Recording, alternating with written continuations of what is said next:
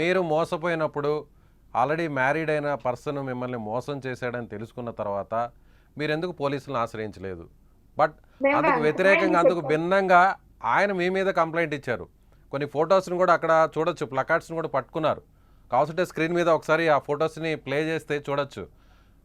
మీ బాధితులు అంటూ కొంతమంది మగవాళ్ళకి సంబంధించినటువంటి ఫోటోలను పేర్లతో సహా కూడా ఇచ్చారు. అంటే వాళ్ళకి కొంత అభ్యంతరాలు ఉంటాయి కాబట్టి వాటిని స్క్రీన్ మీద డిస్ప్లే చేయలేకపోతున్నాం. ఆల్రెడీ ఆ ఫొటోస్ కూడా మీ దృష్టికి వచ్చుంటాయి, మీ వద్దకు కూడా చేరుంటాయి.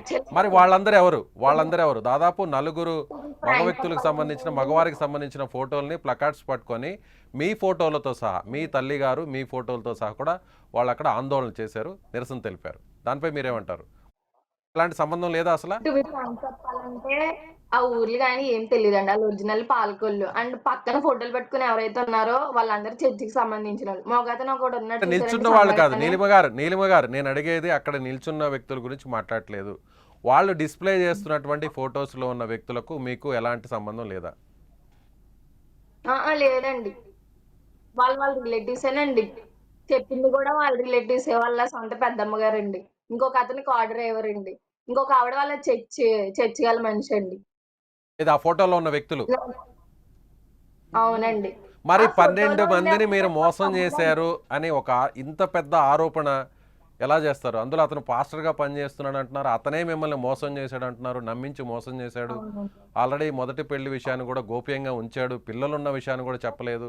సో ఎదురుగా మీకే 10 లక్షల రూపాయలు కూడా డబ్బులు ఇచ్చాడు బంగారు కొనుక్కోమని. సో ఆ తర్వాత అతని విషయం తెలిసింది, అమ్మాయిలను మోసం చేస్తున్నాడు, విదేశాలకు కూడా అతను వాళ్ళందరూ కూడా ట్రాన్స్పోర్ట్ చేస్తున్నాడు. ఇవన్నీ కూడా మీకు తెలిసే అన్నప్పుడు, ఇంత మోసగాడన్న విషయం మీకు తెలిసినప్పుడు 12 మందిని మీరు పెళ్లి చేసుకున్నారని తిరిగి అతను అంత సంచలనమైనటువంటి ఒక ఆరోపణ ఎలా చేయగలుగుతాడు? మేము కేస్ ఫైల్ చేసింది 2 years back sir. September 2 night ఎళ్లి ఫైల్ చేసాం. ఆ రోజేంటంటే వీళ్ళు కూడా వచ్చారండి. కేస్ ఫైల్ చేసినప్పుడు పోలీసులు కాల్ చేస్తారు కదండీ! ఆబ్వియస్లీ ఆ రోజు సండే నైట్ వచ్చారు. మేము మార్నింగ్ ఆఫ్టర్‌నూన్ అలా సెప్టెంబర్ 3 ఎప్పుడో అలా ఫైల్ చేస్తే ఈళ్ళు ఆఫ్టర్‌నూన్‌కి వచ్చారు.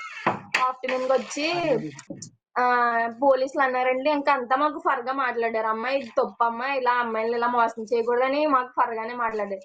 తర్వాత ఏమైందోనండి అక్కడ కానిస్టేబుల్ ఒక అతను ఉంటాడండి. మా ఊరు రామచంద్రపురం పోలీస్ స్టేషన్‌కి సంబంధించిన కానిస్టేబుల్ ఒక అతను ఉన్నాడండి. ఆయనేంటంటే ఆడవాళ్ళు ఇక్కడ నైట్ 10 అయితే ఉండకూడదు. అర్జెంట్‌గా ఎళ్ళిపోండి ఇక్కడి నుంచి అని కేకలేసేస్తే సర్లే ఇంక పొద్దున్న చూసుకుందాం అంతా అయిపోయింది కదా! సైన్‌లు పెట్టి ఇంక మ్యాటర్ క్లోజ్ చేసేద్దాం అనుకున్నప్పటికి నెక్స్ట్ డే పోలీసోళ్ళన్నారు వాళ్ళు కోర్ట్‌లో తేల్చుకుంటారమ్మా అంటేని సరే అని దానికి యాక్సెప్ట్ చేశామండి.